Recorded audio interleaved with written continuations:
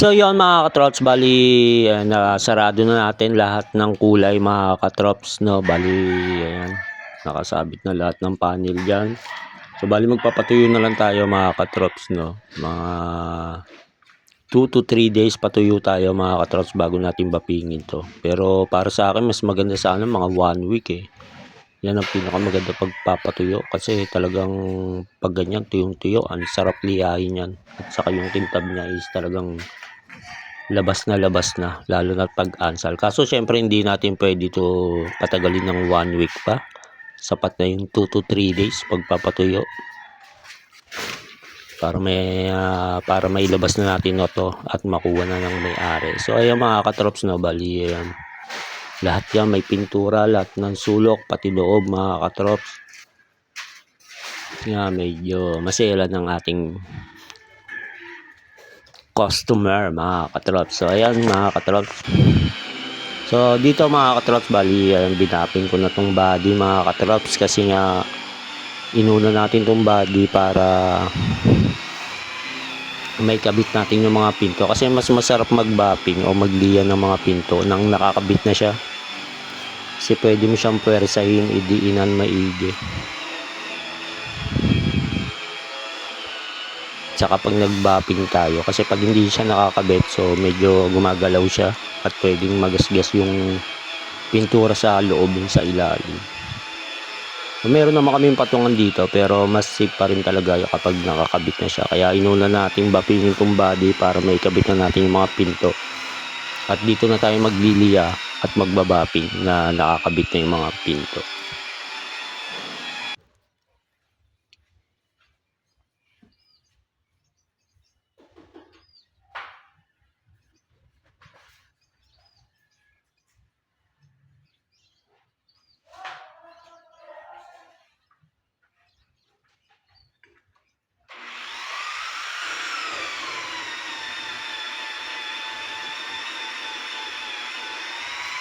So dito syempre mga katrops, kailangan puliduhin natin, no. Siguraduhin natin matanggal lahat ng yung balatswa mga katrops, no. Bali niliya nga pala namin dito mga katrops, no. Ang gamit namin liya is niliya namin yan ng 1-2. So bali 2 liya lang, 1-2 bago 2,000. Tapos yan bapping niya. So yan dito mga katrops, bali nakakabit na nga yung pinto. Bali yan, nagliliya na tayo dyan. Kung nakikita nyo pagliliya ko is binibilisan ko mga katrops, no. Bali gumamit na ako ng pinagbabawal na technique dyan para mapabilis yung ating trabaho. Pasa-pasa lang yan mga katrops. Tapos magpapalit tayo ng liya. Naalis ko lang yung pinakabalatsuha niya. So ayan mga katrops, ito yung fender.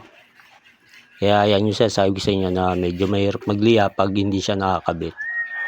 So hindi ka kasi masyado makakadiin.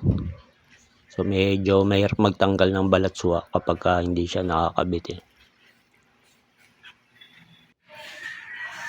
So ayan, tapos na natin siyang bappingin lahat mga katrops. So hindi ko na pinakita sa inyo yung buong proseso. Syempre shortcut na tayo dyan mga katrops para hindi na umaba ang ating video. Baka kayo mainip. So yan na siya. Balance ka dyan. At syempre bago natin ibigay sa customer yan, ika-carwash natin yan, lilinisin natin yan para mawala yung mga puti-puti na pinagbapingan. At heto na nga ang itsura niya mga katrops. Konting flex lang tayo dito.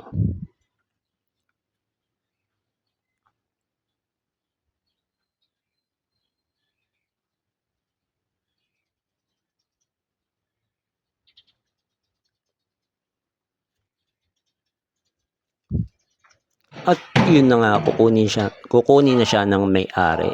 Double check lang tong hood mga katrop. Medyo pumalya ang lock, ayaw mag-lock. Na-align lang. Konting-konti lang yan. At aalis na siya. Iwan niya na kami mga katrops. At yan na nga, pauwi na siya. Bye-bye.